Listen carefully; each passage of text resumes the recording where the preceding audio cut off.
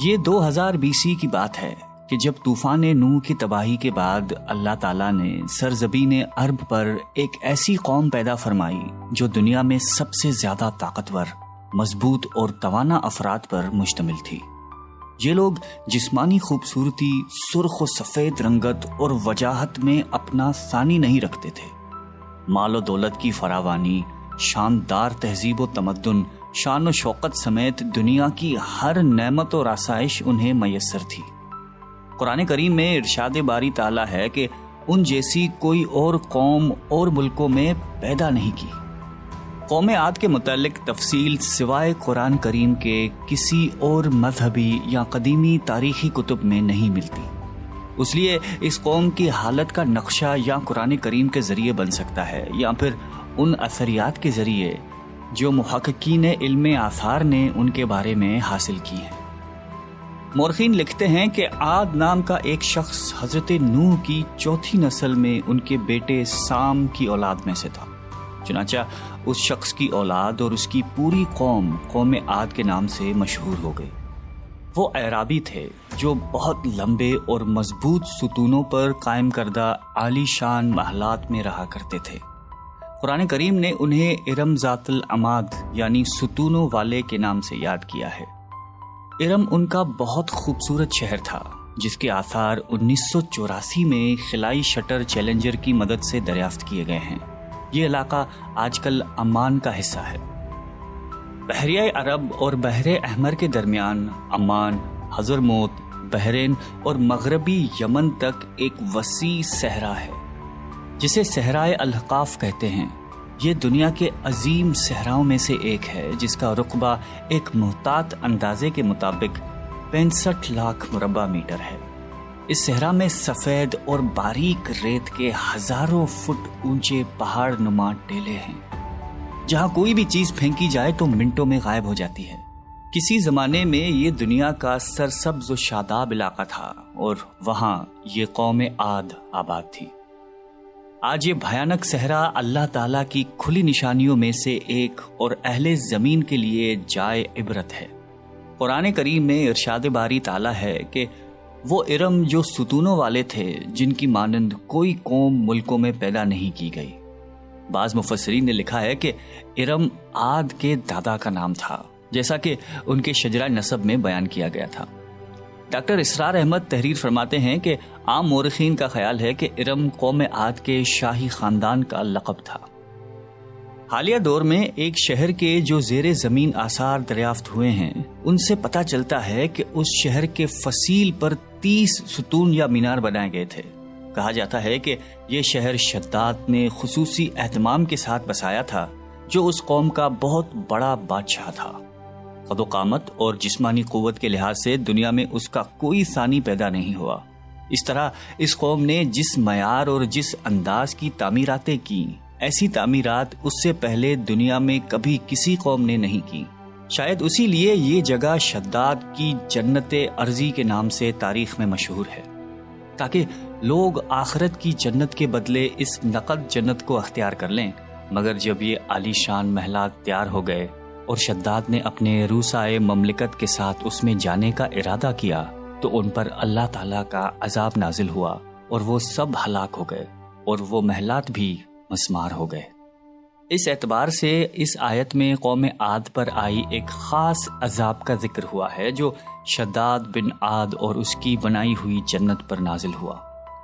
ایک اور روایت کے مطابق عاد کے بیٹے شداد نے جب جنت کے نام اور خصوصیات سے متعلق سنا تو اس نے زمین پر ایسی ہی جنت بنانے کا ارادہ کیا اور عدن کے کسی صحرا میں تعمیرات کا کام شروع کر دیا، اور مسلسل 300 برس کی شب و روز کی محنت کے بعد دنیا میں ایک خوبصورت جنت بنا دی جس میں شاندار محلات بھی تھے اور نہریں اور آبشار بھی۔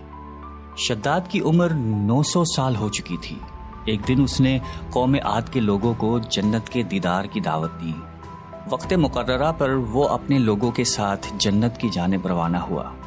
ابھی شہر ارم کے عالی شان دروازے کے قریب ہی پہنچا تھا کہ رب ذوالجلال کے عذاب نے آ گھیرا۔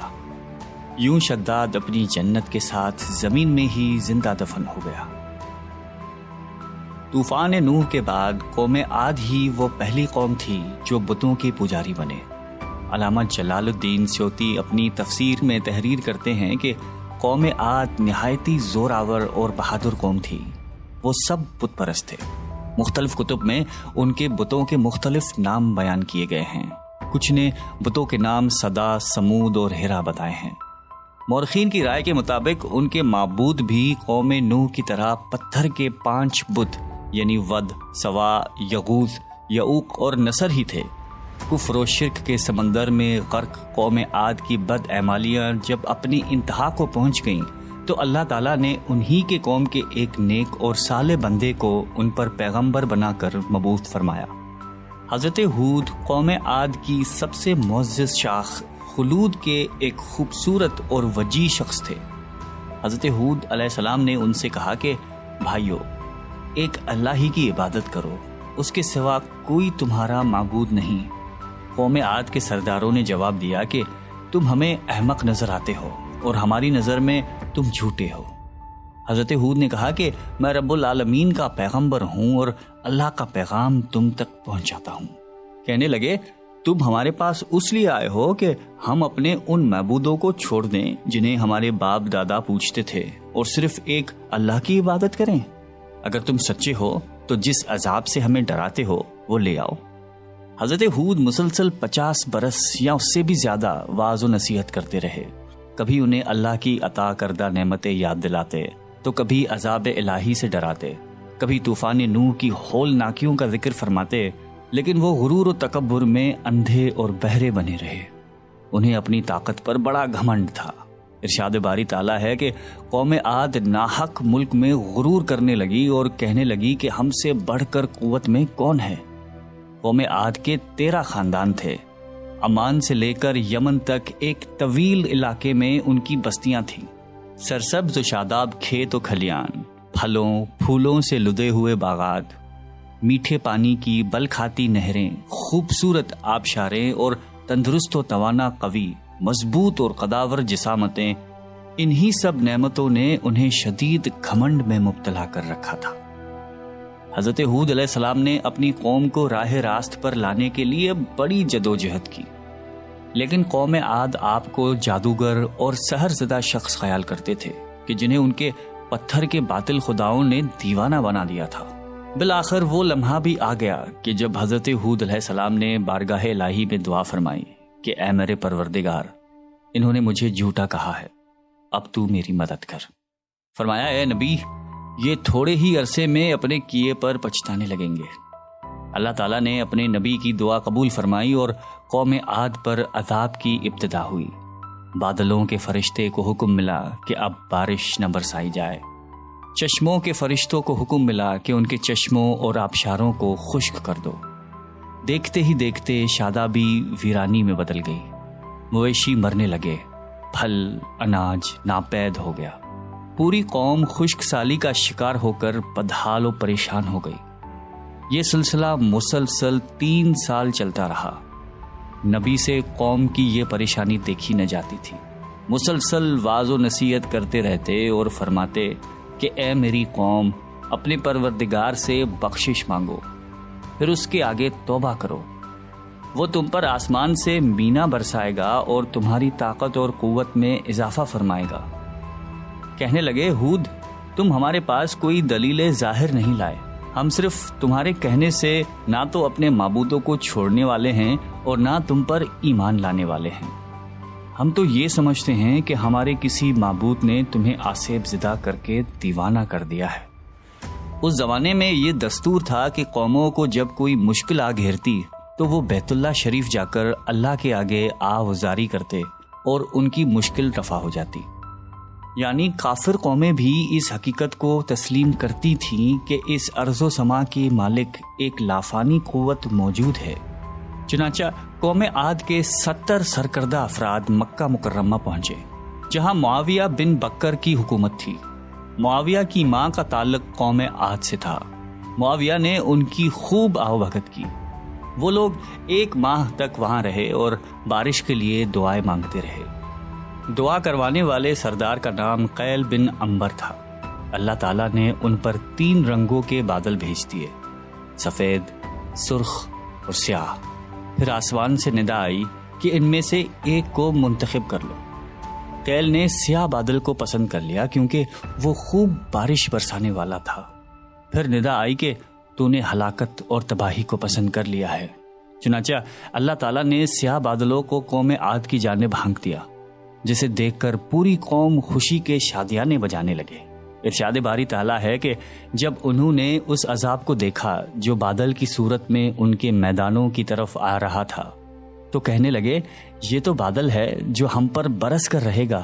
تو اللہ تعالیٰ نے فرمایا نہیں، بلکہ یہ وہ چیز ہے جس کے لیے تم جلدی کرتے تھے، یعنی آندھی جس میں درد دینے والا عذاب بھرا ہوا ہے۔ یہ ہر چیز کو اپنے پروردگار کے حکم سے تباہ کیے دیتی ہے۔ گناہگار لوگوں کو ہم اسی طرح سزا دیا کرتے ہیں۔ اللہ تعالیٰ نے یہ عذاب 7 رات اور 8 دنوں تک مسلسل جاری رکھا۔ اس آندھی نے کسی جاندار کو زندہ نہیں چھوڑا۔ غاروں، پہاڑوں، گھروں، محلات اور قلعوں کے اندر سب کو فنا کر ڈالا۔ حضرت ابن عمر رضی اللہ تعالیٰ عنہ سے مروی ہے کہ آپ علیہ السلام نے فرمایا کہ وہ آندھی جس کے ذریعے قوم عاد ہلاک ہو گئی تھی، اللہ تعالیٰ نے ان کے اوپر صرف انگوٹھی جتنی جگہ کی مثل ہوا کھولی تھی۔ اللہ تعالیٰ نے اس خوفناک آندھی سے حضرت ہود علیہ السلام اور ان کے ساتھیوں کو محفوظ رکھا۔ ایک مرتبہ حضرت عائشہ صدیقہ رضی اللہ تعالیٰ عنہا نے آپ علیہ السلام سے دریافت کیا کہ یا رسول اللہ، لوگ تو بادل دیکھ کر خوش ہوتے ہیں کہ اب بارش ہوگی، لیکن آپ کے چہرے مبارک پر تشویش کے آثار نظر آتے ہیں۔ آپ علیہ السلام نے فرمایا کہ عائشہ، اس بات کی کیا ضمانت ہے کہ اس بادل میں عذاب نہیں ہوگا، جبکہ قوم عاد ہوا کے عذاب سے ہلاک کر دی گئی تھی۔ اس قوم نے بھی بادل دیکھ کر کہا تھا کہ یہ بادل ہے جو ہم پر بارش برسائے گا۔ پروردگار عالم نے قرآن کریم میں قوموں کی تباہی کے جو واقعات فرمائے ہیں، ان کا اصل مقصد یہی ہے کہ امت مسلمہ ان سے سبق حاصل کرے۔ اللہ نے قوم عاد کو طاقت و قوت، مال و دولت، شان و شوکت سمیت دنیا کی ہر نعمت عطا فرمائی، لیکن جب اس نے نافرمانی کی اور اپنے نبی کی بات ماننے سے بار بار انکار کیا تو اللہ تعالیٰ نے اسے نیست و نابود کر دیا۔ ہم سب کو بھی انفرادی اور اجتماعی طور پر اپنے روزمرہ کے معاملات کا جائزہ لیتے رہنا چاہیے کہ کہیں ہم جان بوجھ کر یا انجانے میں اللہ اور اس کے نبی علیہ السلام کی نافرمانی کے مرتکب تو نہیں ہو رہے۔ آئیے ہم سب دعا کرتے ہیں کہ اللہ تعالی ہم سب کو قلب سلیم عطا فرمائے اور قرآن اور حدیث پہ چلنے کی توفیق عطا فرمائے۔ آمین۔